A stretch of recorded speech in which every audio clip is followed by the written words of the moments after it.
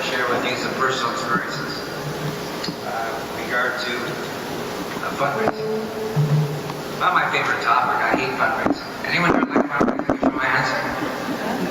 Nobody likes it. I do. Okay. But I must tell you, without the financial support for the chair and the research, none of this would happen. I think having Roger Tiedemann on board now has given him impetus, new reason to be able to go back to people. You go back year after year, and people like success. They like to hear about winning. And when you tell them in less than 4 years, we've had this major discovery by Dr. Roger Tiedemann, they get so proud that part of their proceeds that they donated to you has resulted in success. So one of the things I want to talk about now, my wife made me write notes, otherwise she says you can probably speak for an hour to bring them like that. As team captains, you have a pivotal role. I'm basing it on personal experiences because I'm team captain of the Pharmacy All-Stars. You have the pivotal role to determine the success of your team. Because like a team captain, you want to pick champions. You want to pick people who have a commitment to your cause. And that's one of the first things I want to leave with you is it's got to be personal. This isn't to raise money for research and a chair. This is to keep you alive. This is a life and death challenge. There's nothing bigger than that, let me tell you. Most other cancers don't have that as a limitation. Ours, unfortunately, and it is, it's done quite well, meaning that the lifespan now has gone up substantially. But still, it's life or death. This is not one that, it's not an unforgiving disease. So as captain, how do you get that motivation? How do you get that excitement? How do you get that commitment? Well, first of all, you pick people who like you. People who want you to stay around for a while. So as a captain, the first thing I realized up front was there really were 3 groups you had to direct your activities to. Some families, the priorities are different. I find that number 1 is friends, number 2 is family, and number 3 is colleagues. So you got to make sure on your team you have people that can relate to those 3 different groups because you have to treat them differently. And you've got to understand who you're talking about, who you're talking to. Some people take a brush and they paint a brush. It doesn't work. You have to individualize the people who are going to be committed to you as an individual, and you got to make it personal. As personal as saying you're helping me stay alive. I know those are hard words to say, but that's the truth of the matter. Without the research, without the new drugs that Dr. Tiedemann talked about, we wouldn't be here today. So finding stabilizing drugs in the Bloom chair at the Princess Margaret Cancer Center is paramount to us being around. And when I got diagnosed some 7 years ago, there wasn't a Revlimid. It was thalidomide. That was it. And look what's happened subsequently. Since I got diagnosed, the lifespan has gone up year after year after year. And will continue to do so as long as we fund research. So the captain's role is probably one that's not well understood. You are the cheerleader. You're the motivator. You're the person monitoring the people who are having difficulty in fundraising. Like last year, we had 600 walkers, and the average person raised $68. Now, it sounds like a lot of money, but it really isn't. To get to $500,000, we have to get it up to something like $80. And we've got to demonstrate, and the kit that they put together this year is the first time I've ever seen a kit, is to help people who need help in motivating their team. So, one of the first tips is make it personal. If I can say that over 100 times, make it personal. It's you and the person who's fundraising on your behalf. If you don't make it personal, it becomes impersonal, and it's just another walk.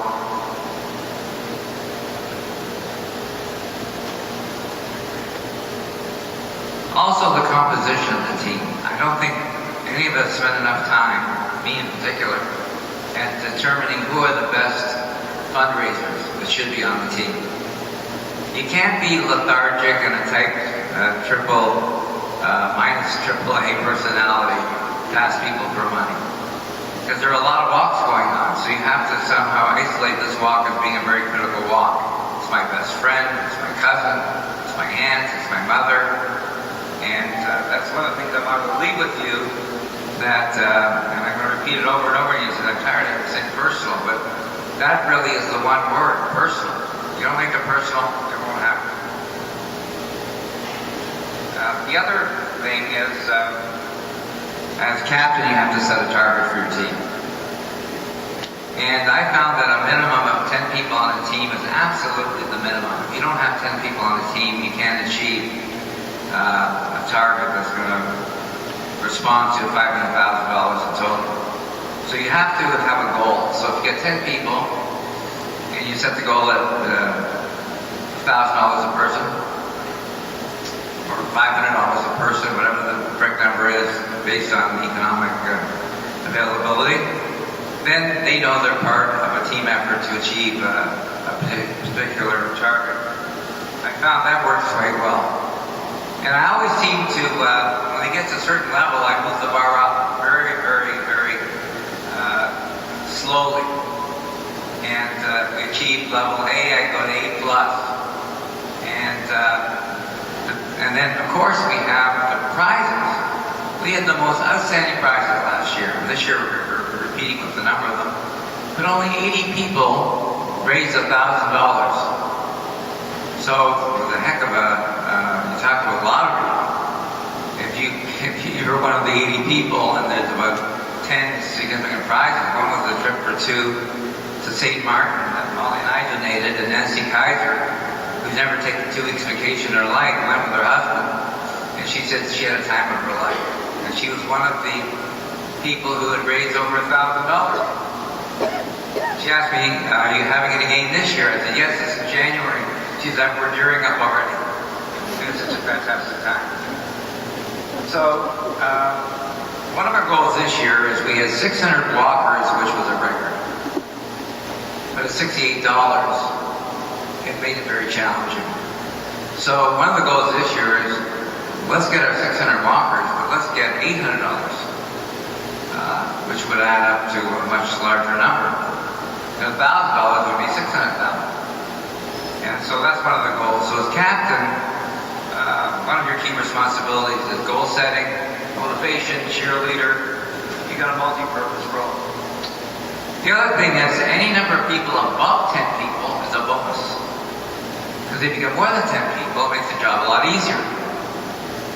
And another point is that these are people that have made the commitment and said, we're going to start now. I found that some of the people on my team waited like 2 weeks before the event. Well, what can you do 2 weeks before the event? The reason why this evening was called, and I compliment the executive group, is to give you so much advance notice that we can start now. I started about 2 weeks ago, and someone's chasing me with number 2. They're going to have a heck of a time because I got to lift up. I'm just starting 2 weeks early. So the idea is to start early and choose your team early. And you know your people, you know the people you're inviting on your team.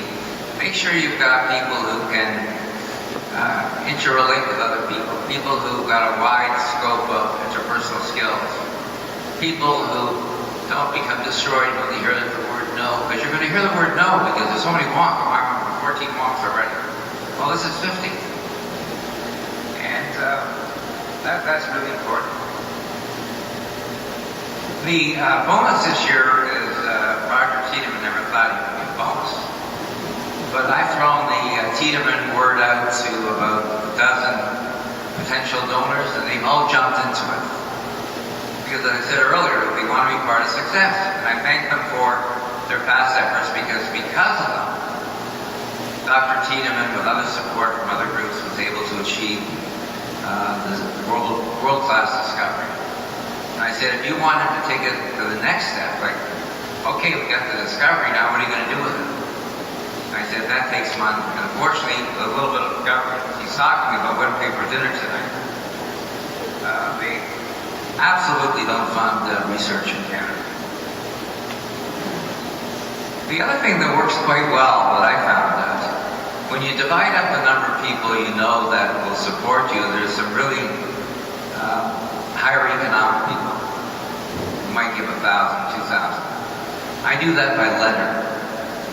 So I send them a personal letter telling them about Dr. Tiedemann, the success we've had, and it's a life and death struggle, and thank you for keeping me alive for another year. Because that's the truth. The bottom line is, this disease is trying to kill us. And I said, thank you for keeping me alive for another year. And with Dr. Tiedemann now on board and with his achievements, we need money. And I hate to go to you. I wish I never have to write this letter ever again. My utopia would be, I don't have to raise money for multiple myeloma ever again because it's in permanent remission. Just like a couple of leukemias are in permanent remission. But we'll be back. So, help me put this into permanent remission. I find that the letter works well, but you have to follow up with the letter. Because letters are inanimate objects. You have to follow up when you don't get a response and say that you got the letter right. Can I count on you? I find with that you get tremendous support. Tremendous support. The other thing that's hard for me to accept, my wife's helping me, I take it so personal, is the word no. It's not in my language. Never heard of the word no. Maybe, could be, should be, but not no. And to me, the biggest turn on is turn a no into a yes. And I think, again, the trump card is the personalization that you're not helping with myeloma. You're helping save my life. So team captain is a very responsible job. That's why we called this meeting tonight. We've never done it before. And I compliment all of you for coming out this evening. We're counting on you big time. This is one disease that we're in it for the disease, but we're in it for ourselves. So thank you very, very much, and good luck. I'm going to call on Lorraine McCallum, who has been the coordinator of the multiple myeloma event from day one. She's done a heck of a job. She's been talking to a host of a number of patients, bringing a lot of new people as captains, and I compliment her on her very hard work. And she's also a multiple myeloma patient herself. And she put together the kit. I'm telling you, if you can part that kit onto your team, you're going to have a winning team. And I'm going to have to go back and get back to my team and say, I've created 15 challengers, and we love winning. So with that, I'd like to